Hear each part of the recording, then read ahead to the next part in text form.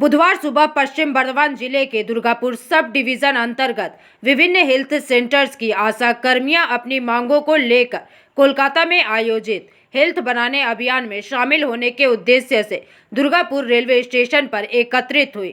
आरोप है कि पुलिस प्रशासन ने उन्हें ट्रेन में चढ़ने से रोक दिया, जिससे स्टेशन परिसर में तनावपूर्ण स्थिति उत्पन्न हो गई एवं आशा कर्मियों ने प्रशासन की इस कार्यवाही के विरोध में प्रदर्शन शुरू कर दिया। बताया गया है कि स्टेशन के बाहर जमा आशा कर्मियों को भी पुलिस ने आगे बढ़ने से रोका, जिससे कुछ समय के लिए स्टेशन क्षेत्र में अफरा तफरी का माहौल बन गया। वहीं घटना की सूचना मिलने पर स्थानीय भाजपा विधायक लक्ष्मण गुरोई दुर्गापुर स्टेशन पहुंचे और आशा कर्मियों से बातचीत की। साथ ही उन्होंने अन्य थानों में हिरासत में ली गई आशा कर्मियों की रिहाई की व्यवस्था कराई और उनके समर्थन में खड़े रहने का आश्वासन दिया है।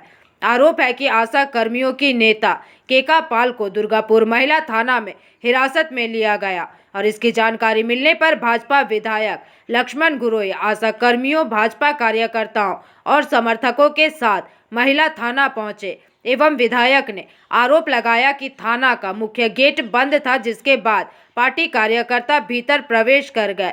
इसके बाद नेता केका पाल ने विधायक को पूरी घटना की जानकारी दी। जानकारी के मुताबिक भाजपा की महिला कार्यकर्ताओं और समर्थकों ने आशा कर्मियों का फूलों की माला पहनाकर स्वागत किया और विधायक लक्ष्मण गुरोई ने एक बार फिर आशा कर्मियों के साथ खड़े रहने का संदेश दिया। স্বাস্থ্য কর্মীদেরকে কেন পৌঁছতে দেবেন না? ওনারা যদি ভালো কাজ করে থাকেন এত ভয় কিসের ওনাদের? ওনারা কেন পৌঁছতে দিচ্ছেন না? আমিও সেই প্রশ্ন ওনাদের কাছে তুলছি। মাননীয় মুখ্যমন্ত্রীর আন্দোলন দেখেই আমরা প্রভাবিত হয়ে আন্দোলনে নেমেছি, কিন্তু উনি কেন এটা করলেন? লজ্জা, ওনার লজ্জা, এটা ওনার লজ্জা। ঘরে থেকে তুলে আনছে, চিন্তা করা।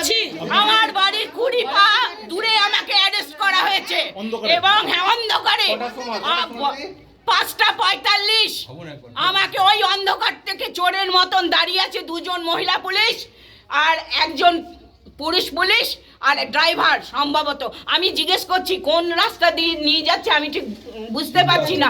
আমরা আমাকে কি মেরে ফেলার প্ল্যান হয়েছে?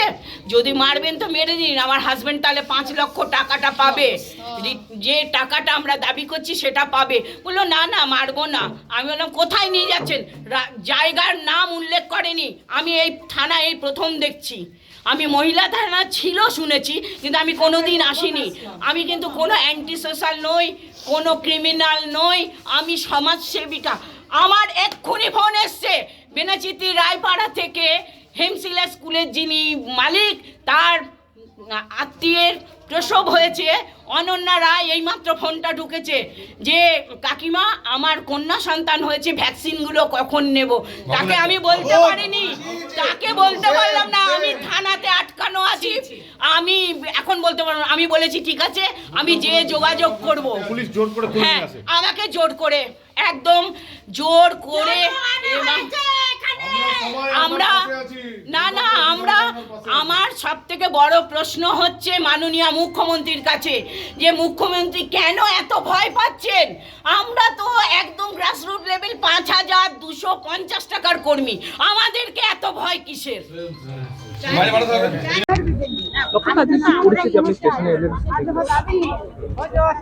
বলার আছে কিছু? ভাবুন একবার, যারা আশা কর্মী সারা বাংলা জুড়ে তারা মাইনে পাচ্ছে না, তারা সারাদিন পরিষেবা দিচ্ছে। কোভিডের সময় নিজের জীবনকে বাজি রেখে পরে বাড়িঘর সংসার ছেড়ে তারা সেবা দিয়েছেন, ওষুধ পৌঁছে দিয়েছেন, সকাল থেকে জন্ম থেকে মৃত্যু পর্যন্ত তারা পরিষেবা দিচ্ছেন। তাদের ইএসআই নেই, পিএফ নেই, মাত্র 5,000 টাকা মাইনে।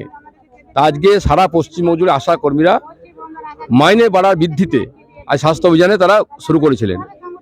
দুর্গাপুর পুলিশ, দলদাস পুলিশ, তৃণমূলের 5 পুলিশ যেভাবে আশা কর্মীদিকে city centre, Durgapur bus stand, Durgapur station অবরুদ্ধ করে দেওয়া হয়েছে, এ দিতে হবে না, অধিকার নেই।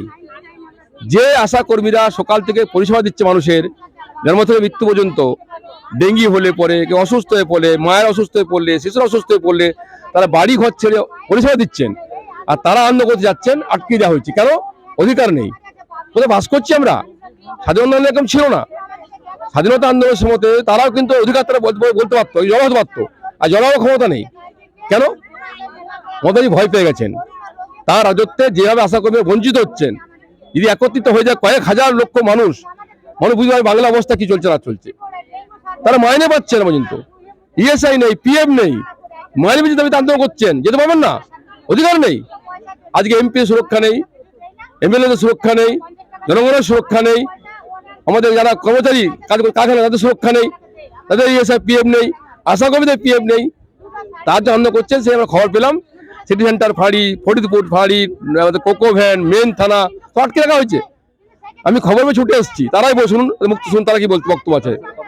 কথা বললাম যে আমরা মাইনে খরচ চলছে না, আমরা খেতে পাচ্ছি না, আমরা কাজ করছি, মাইনে দিতে হবে, বাড়াতে হবে, আমরা আন্দোলন করতে হচ্ছে, আটকে দেওয়া হয়েছে। সেই জন্য তারা বিক্ষোভ করছেন। আমি খবর পেয়ে ছুটে এসেছি, বাকি বিষয় আমরা শুনুন ওনাদের বক্তব্য কি আছে না আছে। দেখুন, উনি কথা বলেছেন, ওনার আরেকটা জায়গায় কথা বললে ভালো হতো। ওনারই দলে যিনি রেলমন্ত্রী আছেন তাতে টিকিটের ব্যবস্থা বা ব্যাচের ব্যবস্থা করে দেওয়া, ব্যাচে গাড়িতে ট্রেনে চাপিয়ে টিফিন দিয়ে পাঠাতেন, তাহলে জানতাম ওর বড় বড় কথা বলা মানায়। ওর কোনো কথা বলা মানায় না। আরে আপনারা কেন্দ্রের সরকার থেকে 3 বছর ধরে টাকা দিচ্ছেন না, আজকে সেখানে দাঁড়িয়ে আপনি সেখানে সরকারটা চলছে, তাদের সেটা তো বলা উচিত। সেটা না বলে গণতন্ত্রের হত্যা কোথায় করেছেন? হত্যা মনে আছে পাহেলগামে 26 জনকে হত্যা করলেন, তার একজন লোকও ধরা পড়েছে, পড়েনি, এগুলোকে বলে হত্যা। এটা গণতন্ত্র হত্যা হয়ে গেল। স্বাধীনতা সংগ্রামী ঘরের কেউ আছে, বাড়ির কেউ আছে না দলের কেউ আছে? স্বাধীনতা যখন হয়েছিল 47 সালে তখন কোথায় ছিলেন? এখন গণতন্ত্র করছে। गणतंत्र हत्याकारी नाम भारतीय जनता पार्टी।